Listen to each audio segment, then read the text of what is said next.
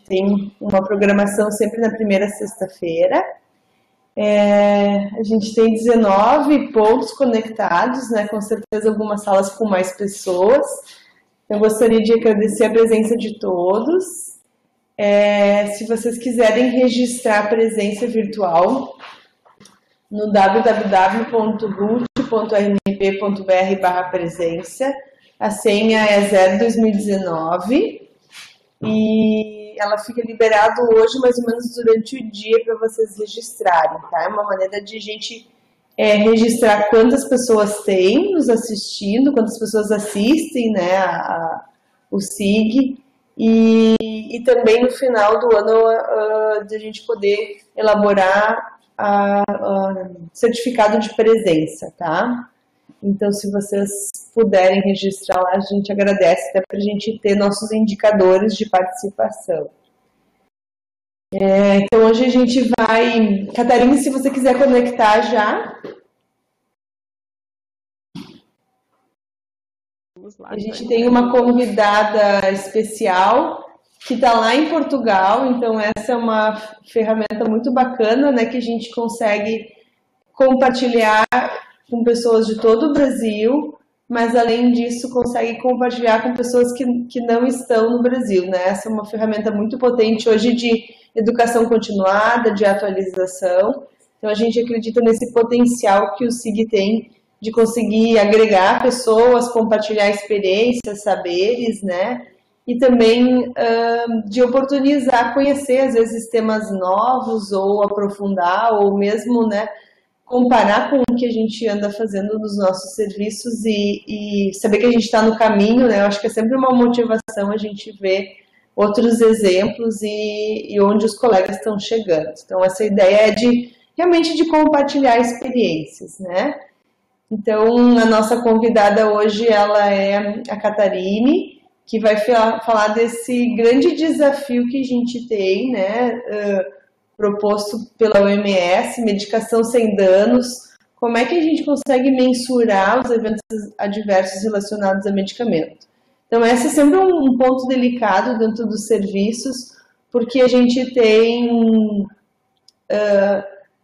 isso como um erro, né, um problema que a gente pode evitar, ao mesmo tempo a gente precisa registrar para pensar em ações de prevenção, né? E a ideia de a gente olhar o processo como um todo, né? Então, como está evitando que mais eventos adversos acontecem, né? E talvez como medir as ações que podem estar prevenindo esses eventos adversos. Então, tenho certeza que ela tem uma expertise muito grande e que pode contribuir, né? Falar um pouquinho da sua trajetória. A Catarine trabalhou por alguns anos aqui no Hospital de Porto Alegre, no Moinhos de Vento, e hoje então está lá em em Portugal, né? Agradeço a disponibilidade dela, que disse assim, eu vou estar de mudança, vou estar lá em Portugal, mas eu acho que a gente consegue fazer. Então, esse é sempre uma atividade que é gratuita e que também depende da disponibilidade dos palestrantes, né? Então, a gente agradece o aceite, né? E também entende toda a questão de deslocamento e da adaptação numa outra cultura, né? De repente, daqui a pouco pode até nos apresentar como as ações do farmacêutico aí em Portugal e que é sempre bom também a gente conhecer essas outras realidades. Então, obrigada, Catarine, por ter aceito, né? Eu vou fechar o meu áudio, vou fechar o meu vídeo para que a gente possa te ver melhor. E a ideia é sempre as pessoas podem ir pelo chat fazendo perguntas, ou se não, também no final, né? Tem um espaço reservado para a gente debater, discutir ou fazer mais perguntas para o palestrante. Mas tu pode ficar à vontade se tu conseguir visualizar alguma pergunta e conseguir responder, fica à vontade como tu achar melhor. Se quiser guardar, eu vou geralmente também anotando algumas coisas para perguntar no final, tá? Então, obrigada a todos pela presença virtual, né? Essa é uma rede de troca de saberes mesmo. Obrigada, Karine. Eu gostaria de agradecer o convite de antemão. gosto muito desse tipo de ferramenta, de tecnologia, onde a gente consegue, de forma colaborativa, compartilhar conhecimentos e crescer, né? Crescer profissionalmente, pessoalmente, onde a gente ensina e onde a gente aprende ao mesmo tempo. Então, acho que a tecnologia vem para nos ajudar a, a exponencializar nossos conhecimentos, né? E é um prazer enorme para mim poder compartilhar com vocês o que eu aprendi, né, ao longo desses anos. A minha dedicação, eu sou farmacêutica de formação e a minha dedicação sempre foi na área hospitalar. Eu tenho contato com ferramentas desse tipo de mensuração relacionada a eventos adversos e a reações adversas desde a época que eu era estagiária. Eu trabalhei no hospital da PUC durante 5 anos, com farmácia clínica, com farmacovigilância, com diversas áreas dentro do hospital, vigilância epidemiológica, controle de infecção, e que me deu uma gama muito grande assim da onde a gente pode atuar e de conhecimento dentro do complexo serviço que é um hospital. Depois disso, ainda gerenciei uma farmácia hospitalar também. E nesses últimos anos eu tive o imenso prazer de trabalhar num projeto maravilhoso chamado Projeto Paciente Seguro. Vou aumentar o áudio aqui que o pessoal está dizendo que está baixo. Vamos ver se ajuda. Melhorou? Pode escrever ali qualquer coisa. E eu tive essa oportunidade, então, de trabalhar nesse projeto chamado Paciente Seguro, que é um projeto proposto pelo Ministério da Saúde para hospitais PROAD. No caso, o Hospital Moinhos de Vento faz parte desse Hospital PROAD, desse PROAD, né, que são hospitais de excelência no Brasil, onde o Hospital Moinhos de Vento é o único da região sul. Os outros são Sírio-Libanês, Einstein, HCOR e Oswaldo Cruz. Então, dentro desse segmento do PROAD, são propostos diversos projetos para os hospitais desenvolverem ações dentro dos hospitais SUS, como forma de reverter essa filantropia. E um desses projetos, então, a HCPA também está no PROAD, isso aí. Pois é, o pessoal está pedindo para aumentar o volume. Eu acho que já está no máximo aqui. Vou tentar ficar perto aqui do microfone. E esse projeto Paciente Seguro, ele oportunizou, então, que a gente auxiliasse... Nada, não estou conseguindo ouvir. Eu acho, Tatiana, que o teu áudio está desconectado ali, ó. Acho que vocês não conectaram a mídia de vocês. Então, esse projeto, ele proporcionou que a gente fizesse a implantação dos protocolos de segurança do paciente, não só relacionado a medicamento, mas então tudo que se propõe o Ministério da Saúde. E quando a gente fala em implantação, muitos hospitais falam que têm implantados os protocolos, mas realmente não tem. E para a gente saber se alguma coisa está acontecendo, a gente tem que mensurar isso, né? Então a gente sempre brinca que em Deus eu acredito, eu confio, no resto tragam-me dados. E aí entra essa questão, então, do desafio global, que a gente vai falar um pouquinho, do medicação sem danos, e o grande desafio que é saber mensurar os eventos adversos relacionados a medicamentos. E é isso que a gente vai discutir um pouquinho hoje, falar um pouquinho do que a gente tem disponível para medir esses eventos adversos, as controvérsias relacionadas a isso e em que caminho a gente está indo, tá bem? Vou passar aqui, se vocês tiverem dúvidas, vocês podem ir colocando no chat, é para ser uma coisa bem de conversa, de bate-papo mesmo, tá? Então, só um pouquinho, peraí. Vou pegar uma água aqui.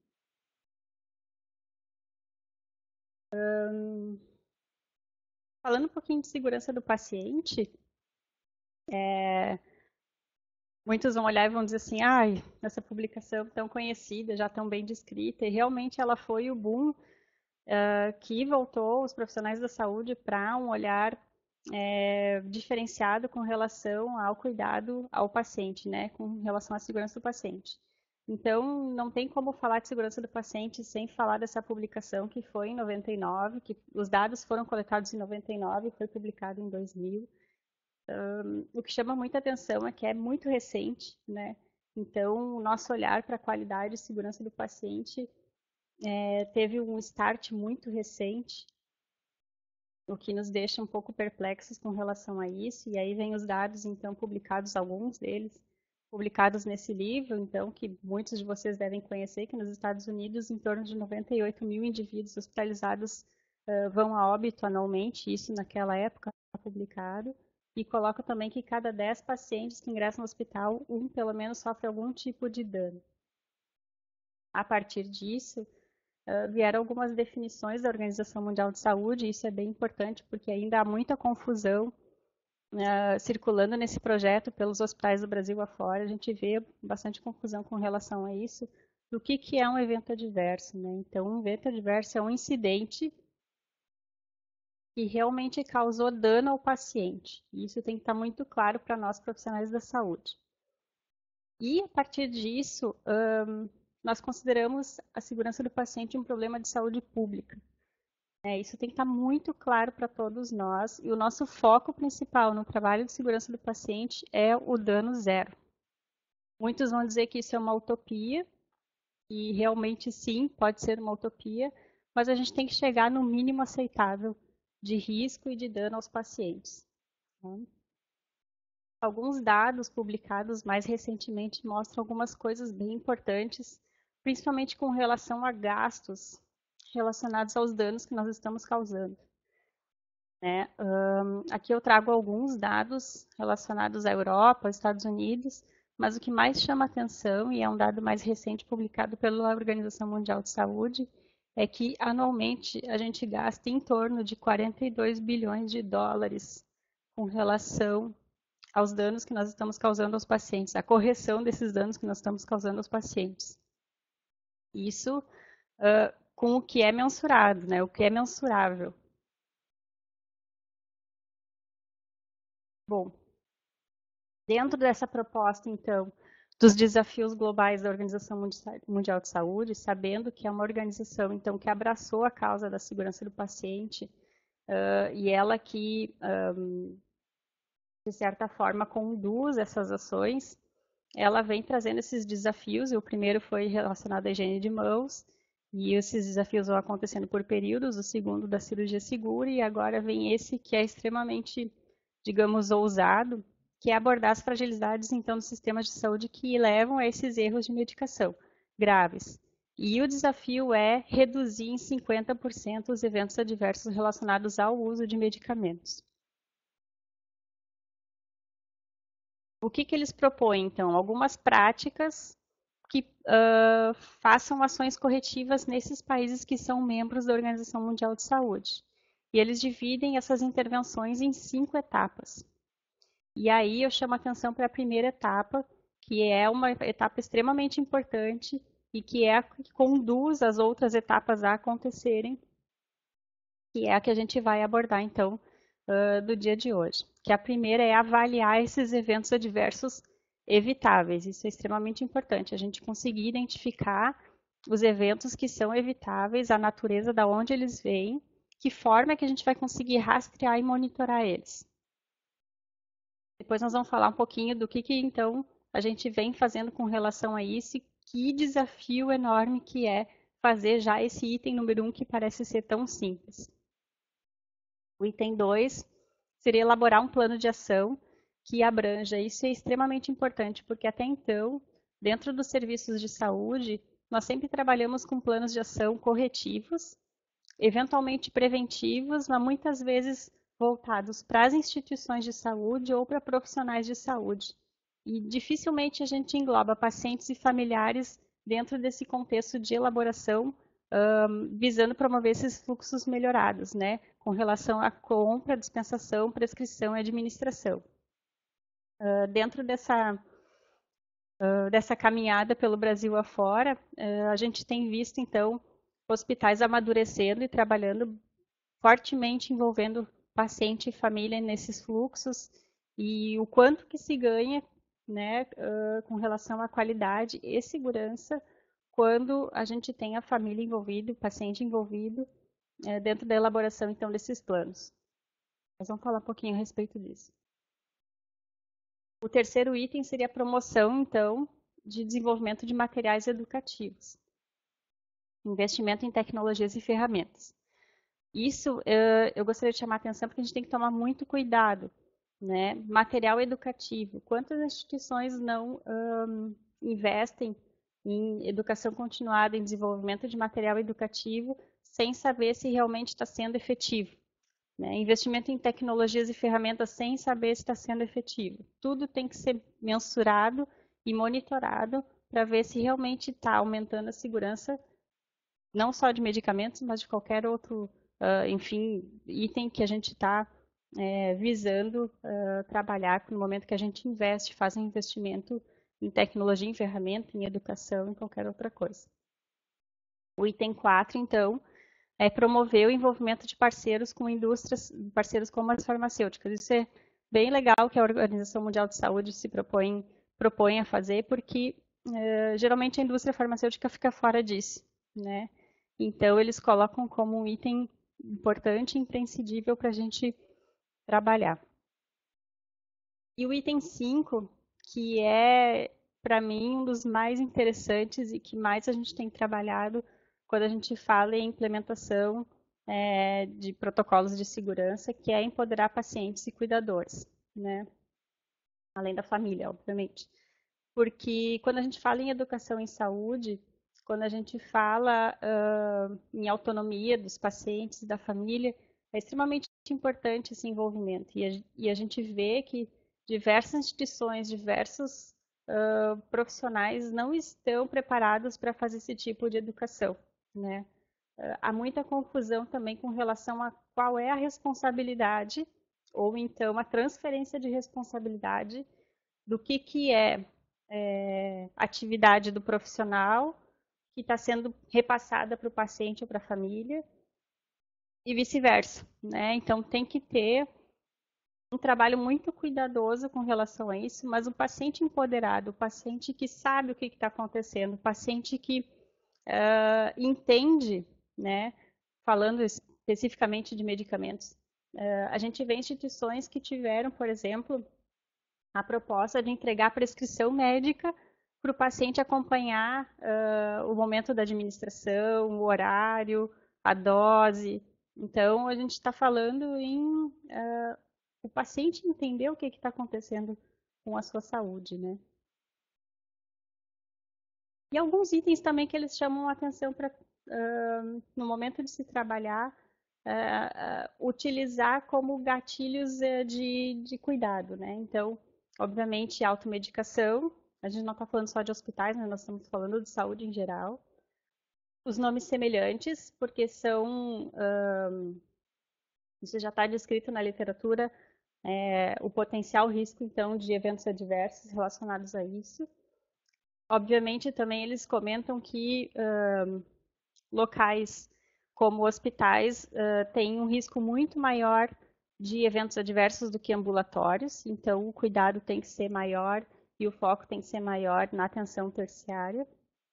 Pacientes em polifarmácia e principalmente na transição do cuidado, né? Então, quando a gente tem um paciente fazendo transição de cuidado, a gente vê que é um momento que muitas vezes é descuidado, digamos assim, dentro das instituições. Bom, dentro desse desafio global, a gente vai pegar apenas um item, que foi o primeiro que a gente comentou, que é avaliar os eventos evitáveis, como identificar a natureza dos mesmos e como fazer o rastreamento e monitoramento, né? Então, como é que a gente pode fazer isso, né? Com o objetivo, obviamente, de avaliar o que aconteceu, promover ação corretiva e, principalmente, preventiva sobre esses eventos adversos. E aí vem o grande desafio. Eu trouxe para a gente discutir quatro formas de como se obter informações de eventos adversos dentro das instituições. Uma delas, acredito que todos conheçam, que são as notificações voluntárias, e que eu acredito que todas as instituições contem com esse tipo de ferramenta, algumas de uma forma mais efetiva, outras menos efetiva, a gente vai falar um pouquinho sobre isso. A segunda ferramenta que a gente vai trabalhar, e eu trouxe ela de uma forma um pouquinho mais detalhada, mas o objetivo dessa palestra não é ensinar como fazer as ferramentas. Se alguém tiver depois interesse sobre isso, a gente pode trocar uma ideia, vai ter meu e-mail no final, a gente pode conversar sobre isso, mas é sim discutir a questão das ferramentas, tá? É o IHI Trigger Tool, ou método de gatilhos. A terceira é o Patient Safety Indicators, da ARC. E a quarta é o NHS Safety Thermometer. Peço desculpa ali pelo termômetro que está escrito errado, mas é uma ferramenta bem mais recente, em que ela vem a corrigir algumas situações em que a gente enxerga nas outras. Então, a gente vai falar um pouquinho de cada uma delas. E se alguém tiver alguma dúvida, alguma coisa, vai colocando ali no chat, tá? Com relação às notificações, pena que não é uma interação, né? Porque eu queria perguntar para vocês o que vocês acham das notificações. De uma maneira geral, o que a gente também vê pelas instituições é que as instituições contam muito fortemente com as notificações como forma de se obter as informações dos eventos adversos que acontecem dentro dos seus serviços, né? E por muitos anos foi assim, e por muitos anos foi estimulado como uma boa forma de gestão de riscos. Mas o que a gente vê de problema hoje? A gente não, como é que eu vou dizer? A gente não desencoraja a notificação, mas ela é um reporte voluntário, né? Então a gente não pode contar somente com a notificação para a gente ter um número de incidência.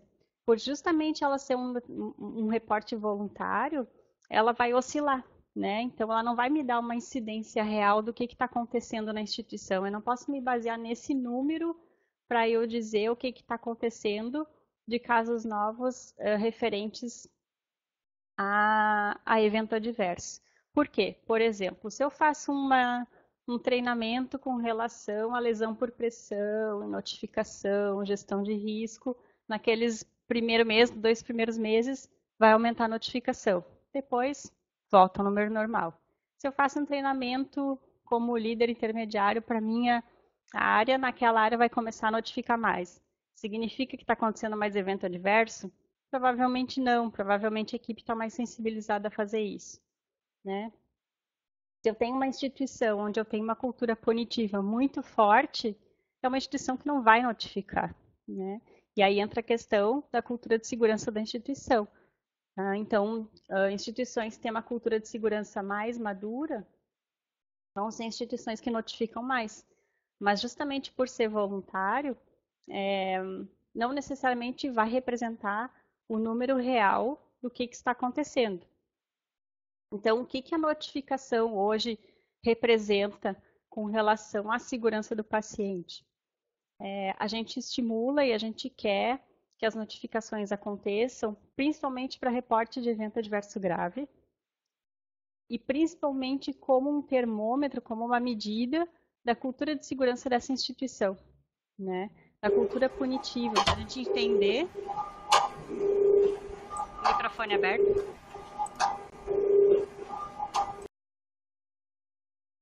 Fechou. Se alguém quiser perguntar, pode perguntar no chat ali. Então, a gente tem essa questão importante da notificação, tá?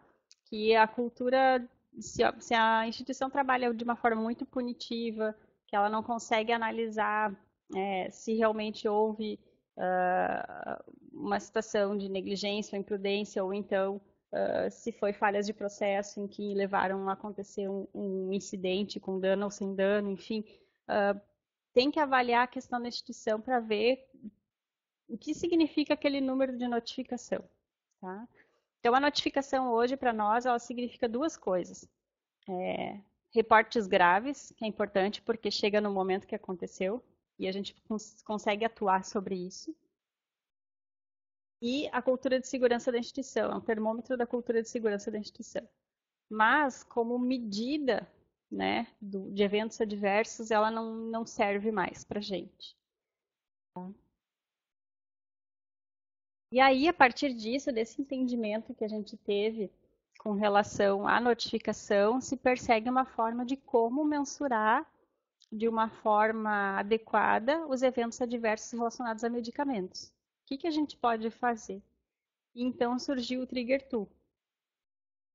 Lembra que em 99, 2000 veio toda aquela publicação, em 2013, então, foi realizado e publicado, foi realizado um projeto colaborativo e publicado os dados relacionados, os dados e a forma de coleta relacionada ao Trigger Tool. O que é o Trigger Tool? É uma forma de gatilho, né? O que significa gatilho? Eu vou ter gatilhos que vão me levar a investigar se houve um evento adverso relacionado à assistência. Esse método, no início, foi desenvolvido da seguinte forma, tá? Ele já foi modificado depois disso. Foi desenvolvido para paciente adulto, foi desenvolvido alguns gatilhos, onde a busca acontecia de forma eletrônica, em prontuários eletrônicos. Né?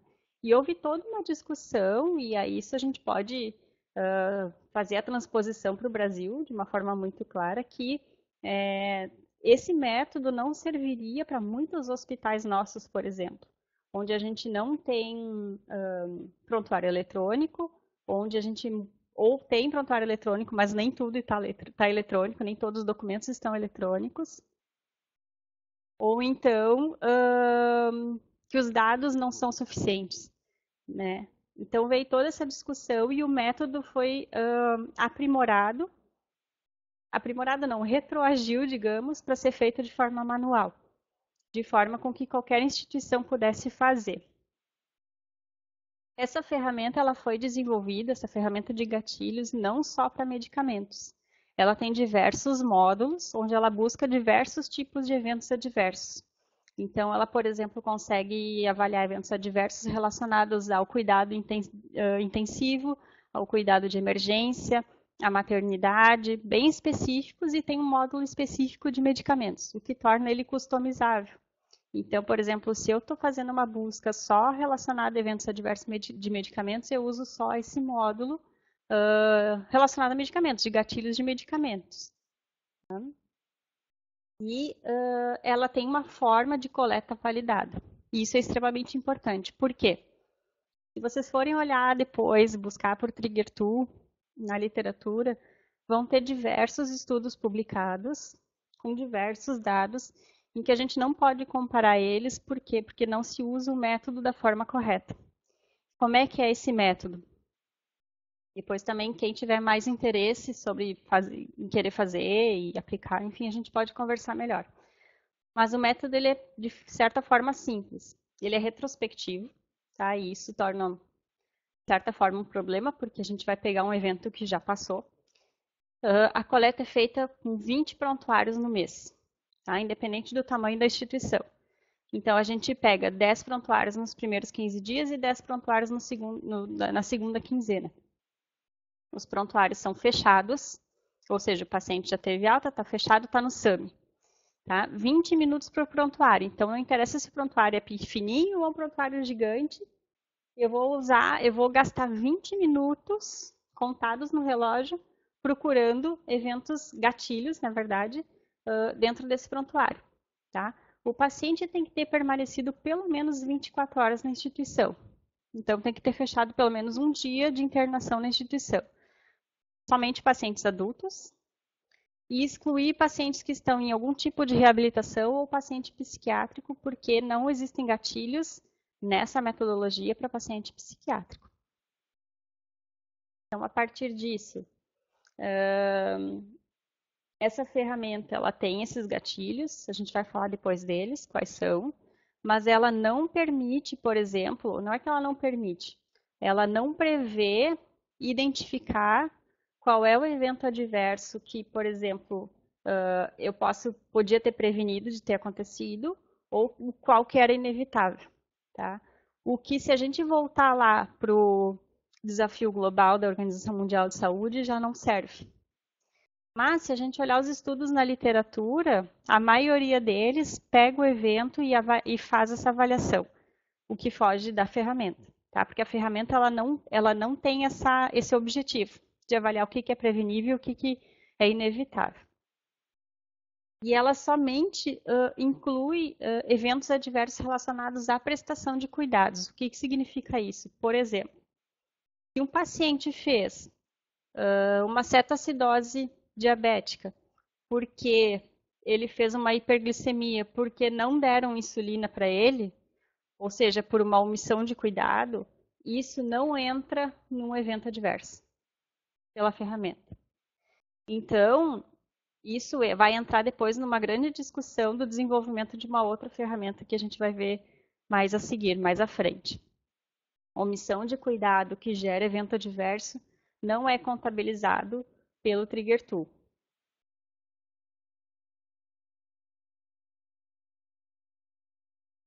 Os eventos que forem identificados, eles são categorizados de forma muito semelhante ao que a gente categoriza, por exemplo, reações adversas.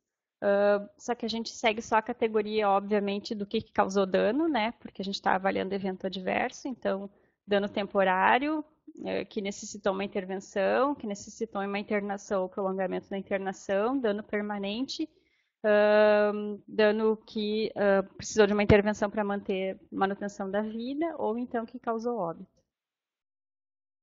O importante é que quando a gente chegar nesses gatilhos, quem faz a busca nesses prontuários, né? Eles sugerem que seja uma equipe de profissionais da saúde de 2 a 3. Tá? Então, um farmacêutico enfermeiro, um farmacêutico 2 enfermeiros, um farmacêutico, um enfermeiro, um físio. O importante é sempre que tenha um enfermeiro, pelo menos, tá? Porque eles dizem que o enfermeiro tem um olho um pouco mais treinado para a busca de gatilhos. Mas a gente hoje trabalha com farmacêuticos clínicos, a gente trabalha de uma forma pluridisciplinar em que eu acredito e vejo que qualquer profissional que trabalha dessa forma tem capacidade de buscar gatilho, porque vocês vão ver que eles são muito simples. E no momento em que se encontra um gatilho, que pode ser mais de um por prontuário, ou seja, o paciente pode ter sofrido mais de um evento adverso, né? Ele vai para um segundo momento onde essa equipe se reúne. Esse prontuário vai para um revisor médico, então pode ter um ou 2 revisores médicos, e essas pessoas todas têm que ser treinadas. Existe um documento que ajuda a fazer isso, e a gente pode depois, posso passar para vocês. E esse revisor médico vai fazer o link desse gatilho se realmente houve o evento adverso. Se aquele evento adverso tem relação com o gatilho que a gente encontrou. Eu vou explicar um pouquinho melhor agora. Porque muitas vezes o paciente vai ter o gatilho, mas não tem relação com um evento adverso, ou o paciente não teve evento adverso. Então, ele pode ter gatilho, mas pode não ter tido evento. Tá? Aqui eu elenquei os gatilhos, né, de forma muito simples e muito objetiva. Surgem várias dúvidas com relação a esses gatilhos, mas é só para a gente exemplificar e vocês entenderem o que significa. Tá? Então, por exemplo, assim, na hora da revisão do prontuário, encontrar então o exame positivo para Clostridium, né? Isso é o gatilho, ponto. O que vai levar à investigação, então, por exemplo, se essa infecção por Clostridium pode estar relacionada ao uso de um antimicrobiano. Aí vai ser um evento adverso. Né? Ou então, por exemplo, ali, glicose menor que 50 miligramas por decilitro. O paciente necessariamente tem que apresentar sinal e sintoma que caracterize uma hipoglicemia, né? Porque ele pode fazer pode fazer a glicose menor que 50, mas não ter nenhum sinal e sintoma. Se ele não tiver, não é evento adverso, não é considerado evento adverso. Ou seja, ele não teve dano. Né? Ele tem o gatilho, mas não teve dano. Então, não entra nessa situação. Tá? Eu não vou ler um por um, mas esse material eu posso passar para vocês e depois posso passar também o material completo do IHI. Tá? Então, por exemplo, aqui, administração de difenidramina ou qualquer antistamínico padrão na instituição, no caso de tratamento de uma condição alérgica. Tá? Porque a gente usa também para sedação, para outras coisas, então E a gente vê muito também, muitos estudos de farmacovigilância que usam alguns gatilhos do Trigger Tool, mas não fazendo todo o método Trigger Tool. Então, segue alguns gatilhos específicos, mas claro que não entrando nesses gatilhos e encontrado algum gatilho que pode estar relacionado a um evento relacionado à prestação de cuidado, a falha de prestação de assistência ou de cuidado, ele entra também na categoria outros, né? Então, não necessariamente restrito somente a esses gatilhos aqui, tá?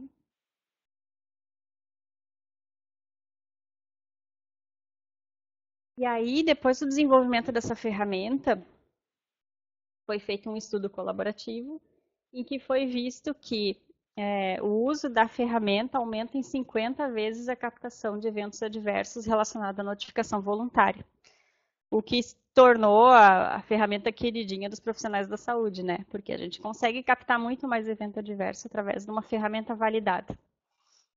E de forma sistemática. Então, mensalmente eu tenho um valor em que ele vai me dar um padrão estatístico, né, em que eu consigo avaliar e mensurar o quanto de dano eu estou causando aos meus pacientes. Né?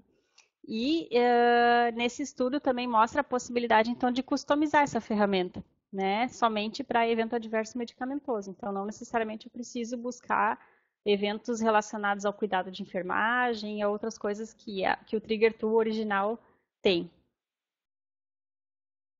A partir disso vieram vários estudos, né? E o que mostra uma coisa interessante, que a ferramenta original, ela não é suficiente, porque começaram a ter customizações e adaptações para outras situações, como por exemplo um estudo que foi feito 3 anos depois ali, uma customização, uma adaptação para pacientes de cuidado intensivo, né?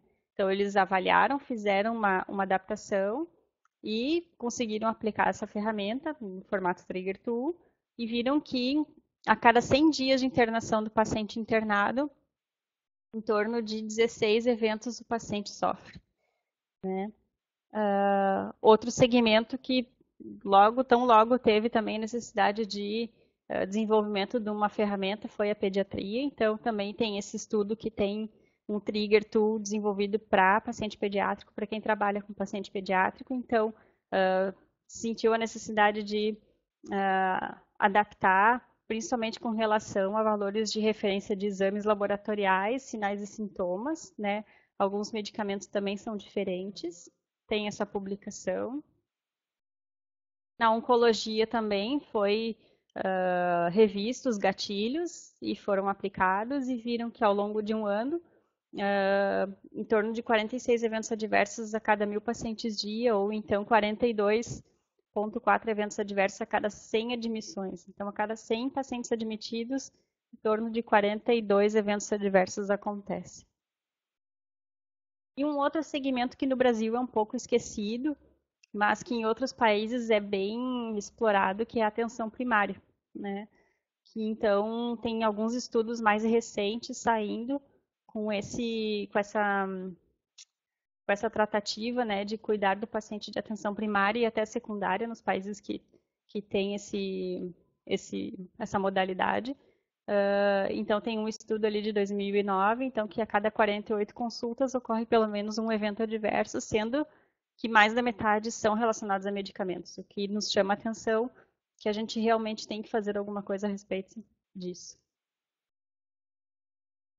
E aí, saindo do Trigger Tool, que se a gente for ver até os dias de hoje é a ferramenta mais utilizada para a busca de eventos adversos relacionados a medicamentos, inclusive, existe essa outra ferramenta que, por ser da ARC, ela é muito utilizada nos Estados Unidos, mas ela foi desenvolvida, ela é categorizada de 1 a 20 eventos relacionados à assistência médica, mas ela não tem nenhum módulo ou nada específico para captura de eventos adversos relacionados a medicamentos. Né? Então, eu não busco exatamente eventos adversos relacionados a medicamentos, mas eles são trazidos eventualmente para dentro desses indicadores. Então, acaba que eles acabam aparecendo e são computados também. Tá? Então, na verdade, eu só cito ele aqui para dizer para vocês que existe também esse outro indicador que também capta eventos adversos, mas eu queria trazer mais esse estudo, que é bem interessante, que foi desenvolvido na Mayo Clinic, que é um hospital muito de referência relacionado à segurança do paciente, que comparou o uso do Trigger Tool, do PSI, que é o Patient Safety Indicators, e de notificação voluntária. Então, ele usou 3 dos seus hospitais para fazer esse estudo comparativo. E o que eles enxergaram? Que cerca de 4% das suas altas tinha pelo menos um evento adverso, e que era identificado por pelo menos uma das metodologias. Só que eles viram que, geralmente, o evento adverso que era identificado por um método não era identificado por outro. O que mostra que os formatos que a gente usa hoje para identificar evento adverso, e aqui não só falando de medicamento, né, evento adverso em geral, são pouco sensíveis, né? A gente, na verdade, não tem uma especificidade, a gente não consegue dizer que uma ferramenta é tão boa quanto a outra que vai me trazer as mesmas informações, né? Então, esse estudo, para mim, ele é bem representativo com relação a isso.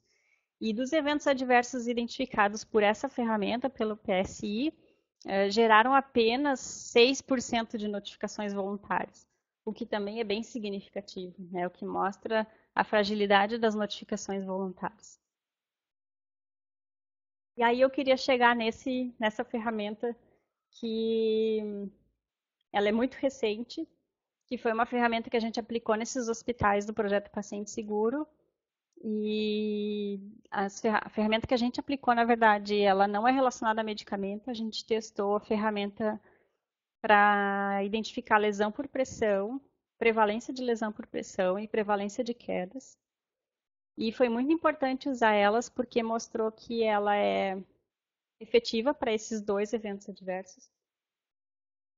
E mostrou, principalmente para esses hospitais, que notificação é uma coisa que não traz dados fidedignos, que os eventos adversos acontecem, e que, principalmente, essa ferramenta tem a capacidade de envolver as equipes, envolver paciente e família. E eu vou explicar para vocês o porquê. Então, essa ferramenta que vem do NHS, que é o Sistema Público de Saúde da Inglaterra, foi desenvolvido em 2010, né? E ele ele foi uma alternativa para a detecção de eventos adversos, né? Ele, na verdade, ele se dispõe a fazer uma busca diferente do que a gente tem até hoje. Se enxergavam de problema, né? A notificação voluntária trazia para o sistema em torno de 10 a 30% realmente do que estava acontecendo de evento adverso. E mesmo na Inglaterra, eles enxergavam que, por exemplo, a busca de eventos adversos através de dados administrativos era extremamente insuficiente por causa da baixa qualidade do que eles tinham registrado. Se lá é assim, aqui também deve ser assim, né? Principalmente quando a gente fala de sistemas que não são eletrônicos, que são manuais. Enfim, tem várias situações em que a gente pode citar que predispõem a falhas de informações. Uma coisa que foi muito pontuada nesse estudo é que eles acreditam que o Trigger Tool, que até então é utilizado e a gente pode dizer que é o queridinho dos profissionais da saúde, é uma ferramenta que, de certa forma, ela é falha. Falha porque ela, primeiro, é retrospectiva. Então, ela busca dados retrospectivos baseados nas informações que existem em prontuários, que nem sempre são completas. E por 2 outras situações em que eles, justamente por ser retrospectivo, o dano já aconteceu, não tem mais o que fazer com o paciente. E porque a ferramenta do Trigger, ela não busca por eventos relacionados à omissão. E o NHS e o Safety Thermometer, ele busca por situações de omissão. Então, a grande proposta deles é fazer uma coleta prospectiva de dados que possibilite o manejo dos eventos adversos detectados no momento, porque eles querem cuidar do paciente. não só coletar dados.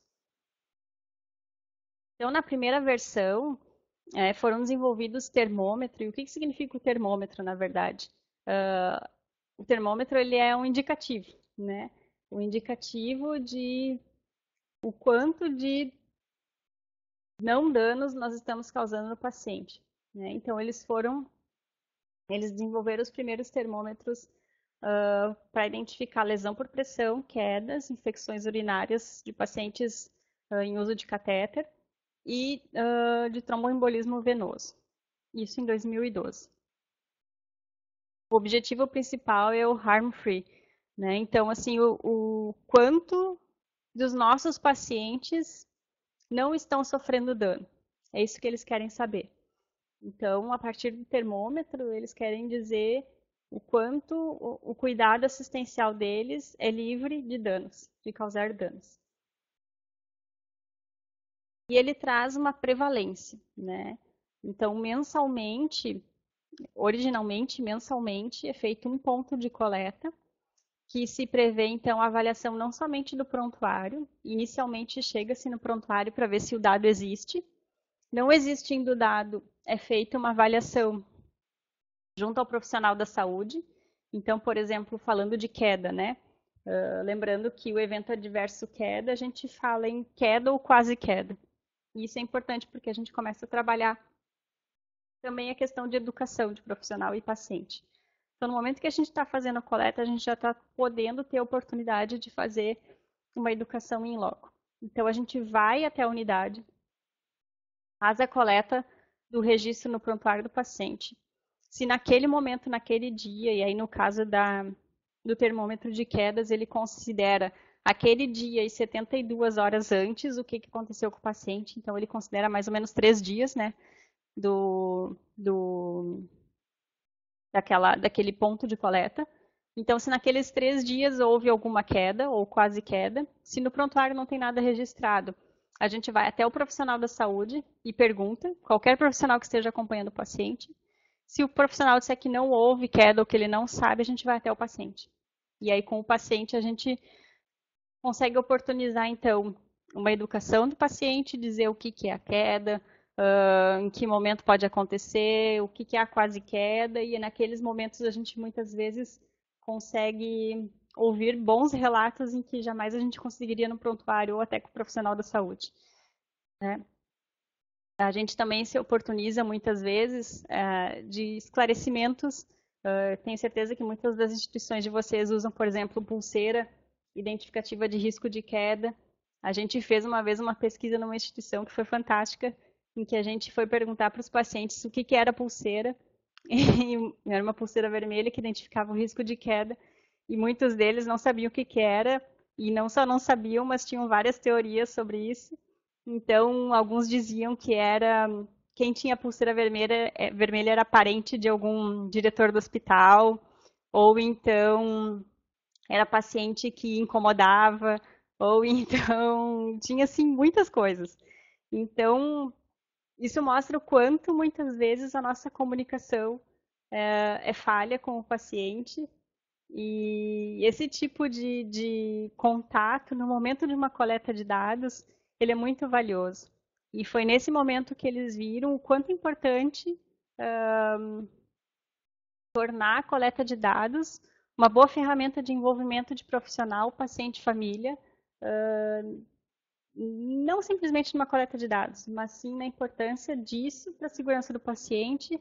E a coleta de dados os números acabam sendo secundários a isso. Só para vocês terem uma ideia, nesse primeiro momento em que foi desenvolvido o termômetro, o projeto colaborativo do NHS foi feito com 161 instituições e eles conseguiram reduzir em 50% os eventos adversos relacionados à lesão por pressão. Isso é muito significativo. E por causa do sucesso dos resultados desse termômetro, foi ampliado o método para outras situações, como a maternidade, como a saúde mental, como a pediatria, e, obviamente, chegou na parte de medicamentos, né? Só que aí vem o porém. A parte de quedas eu expliquei rapidamente aqui, mas ela, de certa forma, é simples. A gente chega lá, olha no prontuário, fala com o profissional, fala com o paciente, se o paciente caiu ou não caiu, né? Explica o que é quase queda e o que não é quase queda.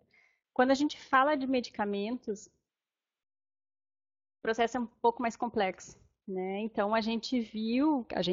eles viram, eu já falo a gente porque a gente está tão envolvido nisso, mas eles viram que o processo ele é muito complexo e a gente não podia fazer de uma forma única, no momento único.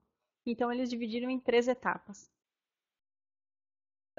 Esse termômetro de medicamentos ele é tão recente que ele está em processo de revisão. Tanto que saiu, se vocês entrarem no Google, botarem NHS Safety Thermometer, vocês vão encontrar o de lesão, o de quedas, e o de medicamento saiu, porque eles estão em revisão. Tá? Então, os primeiros dados coletados são que nem o de quedas, lá no local de cuidado. E aí é bem interessante, porque a forma de coleta, ela muda.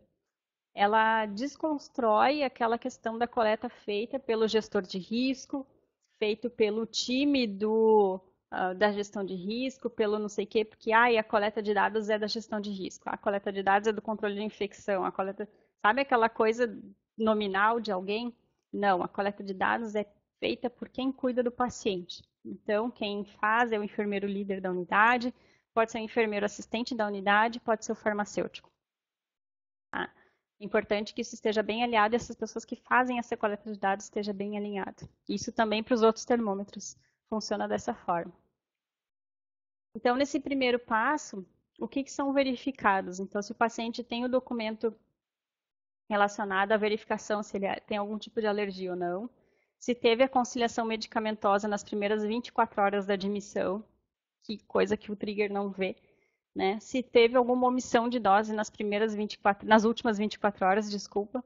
Então é aquela prevalência, né? É visto só naquele dia, porque isso é uma medida amostral, né? De amostragem. E omissão de dose e da variação de qualquer fármaco, em especial dos potencialmente perigosos. Por quê? Porque na segunda etapa é feita uma triagem e somente os pacientes que usam medicamentos potencialmente perigosos passam por essa avaliação. Os dados também são coletados pela equipe de enfermagem ou pelo farmacêutico. Tá? E aí aqui a gente vê se o paciente possui algum, entre aspas, trigger, né? Então ele traz também a boa experiência do trigger tool para dentro da ferramenta. Então ele vê, por exemplo, se o paciente tem algum tipo de complicação inerente ao uso de anticoagulante, opioide, sedativo injetável ou insulina, o uso de insulina. Tá? Então, tendo esse tipo de complicação, a gente vai para o passo 3. Então, havendo algum tipo de trigger, de gatilho, naquele uso dos medicamentos potencialmente perigosos, então se reúne uma equipe, incluindo um médico, para avaliar se houve o evento adverso relacionado ao medicamento. Tá? Vejam que a referência é de 2018, então realmente é muito recente essa ferramenta. O que eu digo dessa ferramenta para vocês? A gente não aplicou ela justamente por causa dessas revisões que eles têm feito, mas eu acho que é uma ferramenta que veio para mostrar na verdade veio para mostrar a forma como a gente deve enxergar as coisas na área da saúde, em que a gente vinha, talvez seja muito forte o que eu vou falar, mas que a gente vinha fazendo tudo errado até então, né? Centrado na equipe da gestão de risco, centrado no médico assistente, centrado não sei. Então, assim, uma equipe da unidade que não sabe entender o que são aqueles dados, que não está preocupada em, sabe, dessa forma a gente começa a envolver todos nesse cuidado, todos acabam se interessando na segurança do paciente, acaba virando uma meta de todos. É uma forma diferente de fazer cuidado. Não é nem coleta de dados, é cuidado. Então, talvez ela não seja a forma ideal, mas ela veio para fazer uma quebra de paradigma. Esse termômetro ele foi aplicado só na atenção primária e na secundária. Tá? Então, esse projeto colaborativo, que foi feito em 161 hospitais lá inicialmente, eles foram feitos só na atenção primária e secundária, não foi para terciária ainda. E o que eles perceberam? Porque foi, de certa forma, um teste, né? Que justamente por promover esse envolvimento dos profissionais, de certa forma, tu acaba expondo eles à necessidade de ter uma cultura mais madura de segurança, de entendimento do que são indicadores, de entendimento do que são essas mensurações, de ter que se expor a explicar para o paciente e família o que são, o que está acontecendo, essas medidas, falar de prevenção, falar de evento adverso. Então, tudo isso é uma mudança positiva, mas toda mudança gera um certo atrito, né? Então, o que eles falam? Que é uma necessidade muito forte de educação profissional. Mas não é educação continuada, não é educação corporativa, é educação relacionada à segurança do paciente e a como lidar com isso, a como trabalhar no dia a dia com relação a isso. Principalmente no que se diz respeito ao que se enxerga, ao que começa a se enxergar. Ah, o paciente que eu cuido tão bem e que eu achava que não caía, está caindo. O paciente que eu cuido tão bem, que eu achava que eu fazia os medicamentos certos, está tendo omissão de dose, está fazendo evento adverso, né? Então, tudo isso vai causando um certo conflito bom, né? Mas tem que ser trabalhado. E uma coisa que eles perceberam e que para mim foi muito importante de ler, porque mostra que é um problema de saúde, é um problema de saúde pública e é um problema das organizações de saúde, eu acho que da educação dos profissionais de saúde, é a educação das lideranças intermediárias. Acredito que os profissionais de saúde não são preparados para serem líderes e nós precisamos muito de líderes, principalmente líderes que fazem esse intermédio, os líderes intermediários, né? Então, assim, supervisores, coordenadores, depende o nome aí de cada instituição. Mas a gente vê que não há um preparo para esses profissionais para melhor condução com relação a como fazer gestão de pessoas, como fazer gestão de segurança e qualidade, né? E acredito que a gente percebeu também dentro desse projeto, o que a gente conseguiu visualizar como um ponto de extrema importância de ser tratado é a questão da liderança. E isso foi um impeditivo para melhores resultados dentro do termômetro também, porque a gente depende muito dos líderes para que essa educação aconteça, para que o termômetro aconteça, para que os dados sejam obtidos da forma correta, para que a equipe se envolva. O envolvimento de equipe depende muito do líder, né? Então, isso bate muito com o que a gente enxergou também dentro do projeto e é bem interessante poder ler isso num estudo tão recente e dentro de uma análise de dados de eventos adversos. E, em conclusão, a tudo que a gente vem trabalhando e vem vendo, obviamente, os serviços são extremamente complexos, né? E são diversos os aspectos que nos preocupam, principalmente com relação ao uso de medicamentos. Os dados que a gente tem hoje vêm sendo coletados e obtidos de formas diferentes. Muitas vezes a gente não consegue comparar, não consegue ter um parâmetro com relação a isso. A gente não tem uma ferramenta ideal para se obter, então vem a questão de como conseguir atingir a redução de 50% dos danos causados a medicamentos se a gente ainda não consegue mensurar isso de uma forma fidedigna, né? E um dos aspectos bem importantes é trabalhar, então, esses eventos adversos que são evitáveis, né? Fazer essa compreensão, fazer essa identificação, esse rastreio, esse monitoramento, tudo isso ainda está muito aberto. Existem ferramentas hoje sendo utilizadas, mas tem um campo muito aberto para pesquisa, testes e aplicação, aplicabilidade, inclusive dessas ferramentas que já existem. E acho que é isso, né, pessoal? Então, me coloco à disposição. Essas meninas que estão aí comigo na foto são farmacêuticas as primeiras farmacêuticas que entraram no projeto Paciente Seguro, e a gente foi desbravando essa parte de uso seguro de medicamentos. Hoje já tem outras farmacêuticas no projeto também. A gente está segurando uma bananinha ali porque é uma atividade que a gente faz com os hospitais para como fazer a mensuração correta da banana, que na verdade mostra a importância de ter uma ficha técnica correta de mensurar dados, como mensurar dados, as preocupações que tem que se ter. Então, a gente brinca que a gente é um time fortalecido e tudo que a gente construiu até hoje, e hoje estou falando isso tudo para vocês porque nós fizemos um trabalho muito forte juntos.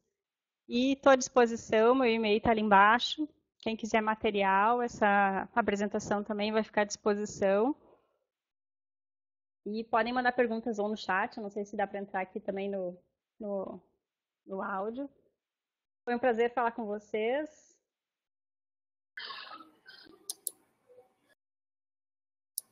Oi, deixa eu só conectar aqui que a gente tinha caído, nós caímos um pouquinho e estamos voltando. Então, obrigada, Catarine, pela exposição. A gente sempre fica em dúvida em relação claro, tu trouxe várias ferramentas que estão sendo testadas, cada uma tem uma vantagem, uma desvantagem, né? Mas aqui no Brasil a gente está num processo de, por exemplo, assim, de consolidação do farmacêutico clínico, né? Então, a gente às vezes se depara na prática nesse sentido, assim, eu vou fazer um registro do que eu avaliei dentro de uma prescrição, do que eu estou acompanhando do paciente, né? E daí, a verdade é que se a gente precisa mostrar também dados, no sentido até de justificar por que eu tenho um farmacêutico clínico, né, atuando dentro da UTI ou dentro de uma unidade de internação. Então, como é que eu passo a mensurar a importância que esse farmacêutico clínico tem naquele setor. Então, a gente pensa justamente isso, assim, será que a presença desse farmacêutico clínico reduziu os eventos adversos?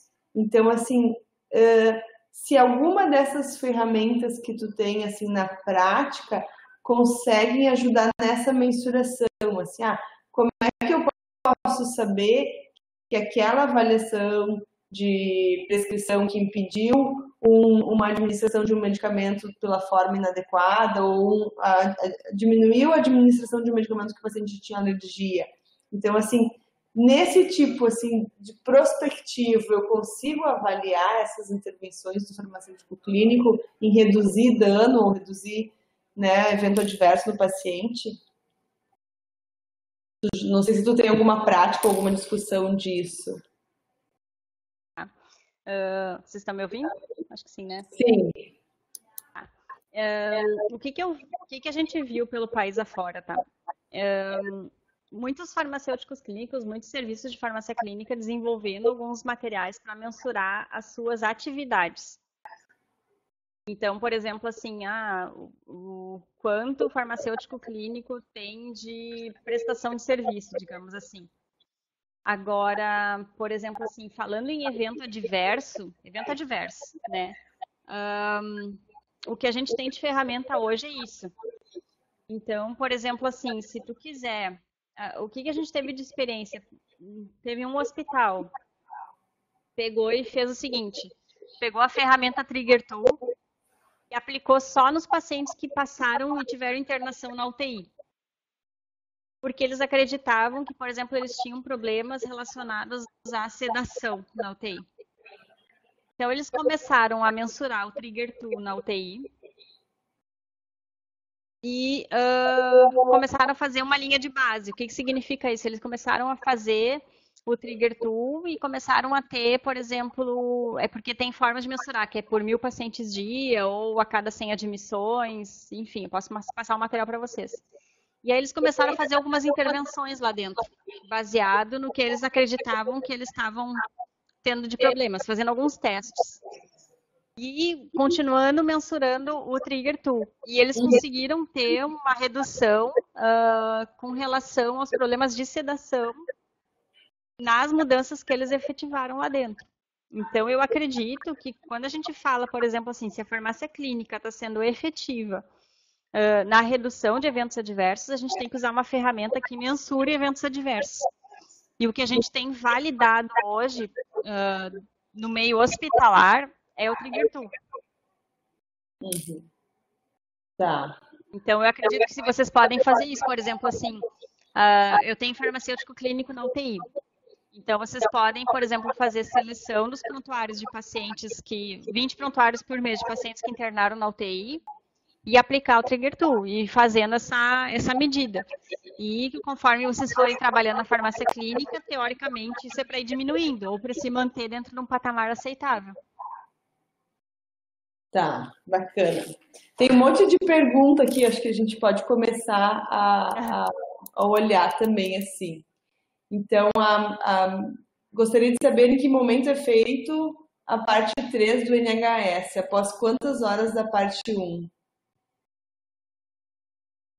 Na verdade, o que acontece? A parte 3 do NHS, ela só acontece se na parte 2 é identificado algum tipo de gatilho. Então, a parte 2 são pacientes que têm medicamentos potencialmente perigosos, e aí tu vai avaliar eles. Se aquele paciente, por exemplo, fez uma hipoglicemia severa e está em uso de insulina, ele vai para investigação na parte 3. Ela acontece no mesmo momento, porque como ela é feita em loco, ao contrário dos outros, ela tá acontecendo no momento. A ideia do termômetro é que a gente possa fazer o manejo, inclusive, desse paciente. Então, tu tá ali junto no momento. Tu faz a parte 1, a parte 2, a parte 3, tudo junto. Tá, ótimo. E daí, esse projeto Paciente Seguro em relação somente a medicamentos, como fazer para participar? Sou farmacêutica do Serviço de Farmacovigilância da UFG. Excelente apresentação. O projeto Paciente Seguro, ele foi lançado em 2015, se não me engano. 15, 16, 17, 2015. E foram para 15 hospitais, inicialmente. Agora, esses projetos acontecem em triênios, né? Então, a cada 3 anos existe um projeto. Então, de 2015 a 2017, nós trabalhamos com 15 hospitais. Aqui no Rio Grande do Sul, quem trabalhou com a gente no Paciente Seguro foi o Conceição. Agora, de 2018 a 2020, o projeto foi renovado, isso depende tudo de renovação do Ministério da Saúde, e são contemplados 60 hospitais. Então, depende, por exemplo, agora, em 2020, do Ministério da Saúde de renovar o projeto e o formato que esse projeto vai ser renovado para ver se vão entrar novos hospitais ou não. Então, tem que ficar de olho nos editais, né, de abertura. Tá. E parabéns. Se quiser algum suporte, alguma coisa, pode falar com a gente. Eu posso passar também o contato do pessoal do Moinhos, porque a nossa ideia é sempre, quanto mais gente a gente conseguir abranger nesse projeto, independente de ser oficialmente ou extraoficialmente, melhor, né? Porque a gente quer são pacientes mais seguros. Sim, trocar informação, né? Ver já possibilidade de implantação, né? Mesmo sem um apoio oficial. Então, o Lucas disse parabéns pela palestra, qual aborda um tema extremamente complexo, abrangente e frequente nos ambientes assistenciais, principalmente hospitais. A farmácia clínica tem se aproximado muito desse trabalho junto aos núcleos de segurança do paciente. Então, qual seria, na sua opinião, uma sugestão, recomendação de foco inicial, pensando em trabalho prospectivo? O NHS termômetro, né? Ou outra abordagem mais simples, utilizar o Trigger Tool de modo prospectivo? O que eu tenho visto, assim, como o termômetro do NHS, ele não está mais disponível no site, então eu não tenho como te dizer para usar ele, né? Tem que esperar eles validarem ou revisarem e publicarem ele de novo para fazer esse uso. Eu acredito que o método deles ele é muito mais colaborativo e envolve muito mais os profissionais da saúde. Eu gosto muito do formato com que ele foi desenvolvido. Então, eu te diria para aguardar essa ferramenta para aplicar uma ferramenta validada. Porque o Trigger Tool ele é retrospectivo, né? Então, se a gente for aplicar ele de forma validada, a gente vai ter que fazer retrospectivo da forma como ele se propõe. Mas eu tenho visto muitos hospitais e quando eu trabalhava com farmacovigilância, há muitos anos atrás, a gente fazia o Trigger Tool para farmacovigilância prospectivo também. Então, é uma forma que a gente pode usar para nos auxiliar a fazer algum tipo de trabalho, mas o importante é saber o que que eu quero com isso e o que que eu estou mensurando com isso e aonde eu quero chegar. E ter objetivo, porque senão também fazer por fazer é só trabalho, né? Trabalho sem nenhum tipo de objetivo. Então, assim, o que que eu quero medir, aonde eu quero chegar e qual o objetivo com isso. Tá. Sobre o método de gatilho, como vocês acompanham após o desfecho, já que é um método retrospectivo? Não acompanho, na verdade, eu acredito que ele traga dados, É. né? Isso. O objetivo do gatilho, do Trigger Tool, é só trabalhar com dados. Então, na verdade, o que que ele vai nos dar? Ele vai nos dar um dado não oscilante. Então, por exemplo, assim, a gente vai acompanhar mensalmente ou até quinzenalmente, dá para fazer, como são 10 prontuários a cada 15 dias. E conforme vocês forem promovendo mudanças ou trabalhando alterações dentro das unidades, no serviço de farmácia clínica ou outras coisas de processo, esses dados, esses números, eles tendem a mudar, né? A gente tende a diminuir evento adverso. Então, é com esse objetivo que o Trigger Tool serve, é acompanhar o quanto de dano a gente está causando nos pacientes. E na verdade, o quanto de dano, em quais medicamentos ou que situações elas estão ocorrendo com maior frequência, para poder intervir e daí também identificar se isso causou alguma mudança da realidade, né? Então ele para mim o Trigger Tool é um diagnóstico, na verdade, ele é uma ferramenta de você fazer um diagnóstico, né, de uma diagnóstico e acompanhamento depois, né? Então, por exemplo, assim, geralmente a gente vê também o pessoal querendo trabalhar tudo ao mesmo tempo, né? Resolver todos os problemas ao mesmo tempo. Então, o que que a gente fala, por exemplo, assim, qual é o maior potencialmente perigoso, medicamentos potencialmente perigosos? Qual é o maior problema da instituição? Ah, não sei, não sabe porque não mensura. Então, vamos começar a mensurar, daqui a pouco a gente vê que anticoagulação é o maior problema da instituição. Então, o foco de trabalho, a partir disso, vai ser trabalhar com anticoagulantes. Por quê? Porque vocês conseguiram mensurar através do Trigger Tool que o problema é anticoagulação. Daqui a pouco a gente está trabalhando com hipoglicemiante, mas hipoglicemiante não é o problema de eventos adversos da instituição, e sim anticoagulante ou qualquer outra coisa. Então, quando a gente tem dados, fica muito mais fácil trabalhar, né? A gente sabe por onde ir, aonde atuar. Daqui a pouco, o problema não é na UTI, o problema é na emergência. Então, a atuação, o foco da atuação, por exemplo, que estavam falando da farmácia clínica, né? Aonde alocar o farmacêutico clínico? Eu tenho farmacêutico clínico na pediatria, na UTI, na geriatria, mas os eventos adversos todos estão acontecendo na emergência. E aí no Trigger Tool a gente consegue pegar isso. Então, também a gente consegue fazer esse tipo de jogo porque é um diagnóstico, né? É um diagnóstico e um monitoramento, porque a partir desse diagnóstico eu faço mudanças a partir do que eu li do Trigger Tool e consigo manejar, né? Mas com os dados retrospectivos, não prospectivos.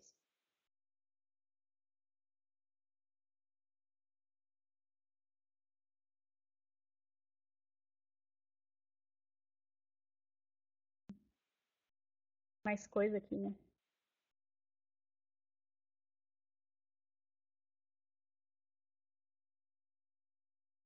Grupo com os familiares. Agora, com o PROAD, estamos com visitas estendidas na UTI, estamos tentando envolver os familiares no round diário, beira-leito, incentivando que os familiares mantenham a cabeceira elevada como primeiro ponto estratégico para a redução de PAV. Esperamos que essa atividade tenha bons frutos. Também estamos tirando algumas dúvidas sobre o cuidado para familiares na casa de apoio e pediatria do hospital. Acreditamos ter vindo a contribuir no cuidado do paciente e no empoderamento dos familiares para solicitar, por exemplo, que o profissional de saúde higiene as mãos antes de tocar no seu familiar. Ah, que legal, Martina. É aquilo que a gente fala do envolvimento, né, do paciente, assim. Eu também já tinha ouvido falar, né, sobre a questão de que você até, antes de administrar o medicamento, você diz, olha, agora, nesse horário das 11h40, a gente está administrando a dipirona, porque daí o próprio paciente, por exemplo, se outro técnico ou outro profissional vai administrar, ele vai dizer, não, mas eu acabei de receber esse medicamento, né? Então, são estratégias, que é o envolvimento tanto do familiar e do paciente no cuidado, né? Ou no gerenciamento do seu cuidado para evitar, diminuir riscos, tornar o atendimento mais seguro, né? Esse projeto, eu acabei falando, né? Pode falar. Esse projeto que a Martina citou é um projeto muito bonito também, que eles estão participando de uma forma muito brilhante, né, Martina? Porque é um projeto também extremamente colaborativo entre os hospitais, entre os profissionais e entre paciente e família, que é justamente o que a gente tem falado, que é a mudança de paradigma acontecendo, né? Então, é um projeto que visa reduzir as infecções hospitalares, as IRAs, né, causadas pela assistência à saúde, em 120 UTIs no Brasil. Esse projeto já é tão sucesso que também provavelmente vai ser ampliado. Estou falando aqui, mas eu acho que vai ser ampliado porque vai ter um outro triênio para ele, porque realmente o sucesso está muito grande do projeto.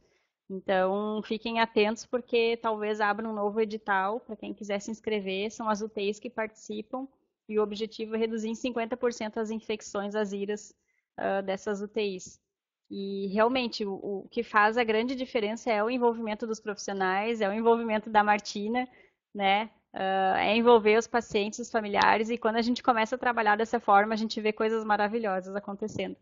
E o teu comentário, Karine, é bem o que a gente percebe, assim, né? Quando a gente visita os hospitais, que a gente pergunta para os pacientes o que eles estão recebendo, se eles sabem por que eles estão sendo tratados. A gente vê a diferença, assim, da cultura de segurança de uma instituição para outra, quando o paciente realmente está envolvido no seu cuidado, e ele sabe o que está acontecendo, ele sabe o nome dos seus medicamentos, o horário dos seus medicamentos. Falando de medicamento, né? Mas muitos sabem, inclusive, o que é mudança de decúbito, sabe as medidas preventivas para quedas, ensinam os outros. É muito legal, assim, é uma mudança completa do que a gente tem das instituições hospitalares de uns anos atrás, né? Parabéns, Martina, pelo trabalho de vocês.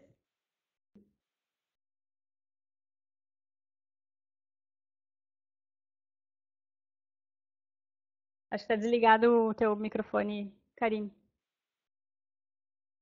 Sim, eu tinha desligado, obrigada. Eu desliguei para não dar o eco. E essa semana eu estava pensando que a gente tem dentro da área da saúde cada vez mais tecnologias, ferramentas, mas ao mesmo tempo a gente tem demandas de cuidado, né? E essa coisa da comunicação com o paciente. Então, assim, o cuidado nunca vai ser substituído por uma ferramenta ou por uma máquina, né? Então, assim, o quanto às vezes é importante fulano, eu estou fazendo isso para isso, isso, isso. Então, tu tá dando a informação e ele pode, né, escolher colaborar, contribuir e até cobrar o profissional, né, quando que não está sendo correto. Por exemplo, isso assim, você tem que lavar a mão antes de tocar no paciente, assim. Então, também é um resgate, né, de todo esse olhar que a gente tem que ter de cuidado, né? Mas voltando para o nosso tema, que não fugimos do tema, né? Porque, enfim, se a gente quer reduzir dano, a gente está falando em cuidados, né? Me parece que é uma área que a gente ainda tem muito que aprender, que explorar, que construir, né? Então, mesmo assim, claro que é interessante que a gente use metodologias validadas, mas se a gente não tem uma que é adequada da nossa prática, talvez qual é a metodologia que a gente pode fazer para validar uma ferramenta para a nossa prática, né? Como é que a gente vai medir, monitorar e acompanhar? Também cada vez fico mais convencida disso, assim, a gente tem que fazer essas ações, tanto essas ações educativas, quanto de comunicação, mas a gente não pode deixar de registrar, até no sentido de avaliar se isso está sendo efetivo, né? Como é que eu estou contribuindo, se essa ação é a melhor maneira de fazer essa ação desse modo que eu estou fazendo. Então, conhecer essas ferramentas e comparar é importante para que a gente escolha qual é a mais adequada para a minha realidade, né? Também tem isso que a gente pode estar pensando em diferentes realidades que podem ser aplicadas, né? Eu não sei se tem mais alguém que quer fazer algum comentário, alguma pergunta para a Catarine. A gente tem ainda alguns minutinhos, temos 10 minutinhos até o meio-dia.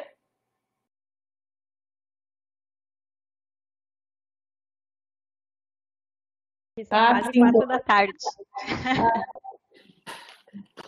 Tem um pouquinho difuso, né? Aí. Então, a gente agradece, né, a Catarine, ela colocou aqui o e-mail dela, que vocês podem entrar em contato. Tem bastante material, né? Acredito que ela também tenha para compartilhar. E para a gente pensar, e até nesse sentido, assim, quem estiver aplicando alguma dessas ferramentas e quiser apresentar os resultados no SIG, vocês podem também nos procurar, né, e fazer ou sugestões de pessoas que vocês conhecem que estão aplicando essas ferramentas e querem discutir os resultados. Eu acho que é bem isso, a gente tem que aprender com o que as outras pessoas têm produzindo, para a gente evoluir cada vez mais nessa área. Então, se alguém já usou uma ferramenta e viu que ela é útil ou que ela é limitada, a gente consegue, né, fazer essa evolução em conjunto, né, produzir dados, enfim, informações e melhorar a qualidade da assistência ao paciente, né. Sim, esse vídeo fica gravado e daí, em mais ou menos uma semana, a gente consegue disponibilizar o link para vocês. Não é o mesmo que vocês acessaram, é um novo, tá? E o Nelson está colocando para a gente isso no YouTube, daí eles vão ficar por mais tempo. Porque pela RUT, a gente geralmente consegue disponibilizar uns 6 meses, não por muito mais tempo que isso, né? Até a Tatiana perguntou se tinha alguma ferramenta para pacientes cardíacos, e até a gente conversou, porque eu estou com as residentes de UTI, e para a UTI tu tem alguma ferramenta específica? Tu conhece, Caterina? Aproveitando. De medicamentos, não. Na verdade, tem um artigo que aplicaram em pacientes em UTI, então tem a experiência desse artigo que fizeram essa aplicação do Trigger Tool para pacientes em UTI. O Trigger Tool ele tem um módulo de intensivismo, mas não para medicamentos. Ele pega outros eventos adversos relacionados ao cuidado intensivo. Então, quem fizer pode, por exemplo, adaptar o uso de medicamentos e também os outros gatilhos relacionados ao cuidado intensivo.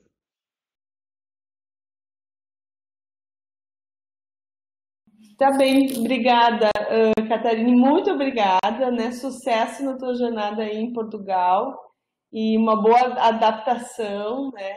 E muito obrigada por contribuir, né, com esse tema, com toda a tua expertise, com a tua experiência que vocês tiveram dentro desse projeto, que com certeza é muito importante para todos nós farmacêuticos, né? Então, bom final de semana para todos, né? E até mais. Obrigada, eu que agradeço e estou à disposição. Tchau, tchau, bom fim de semana.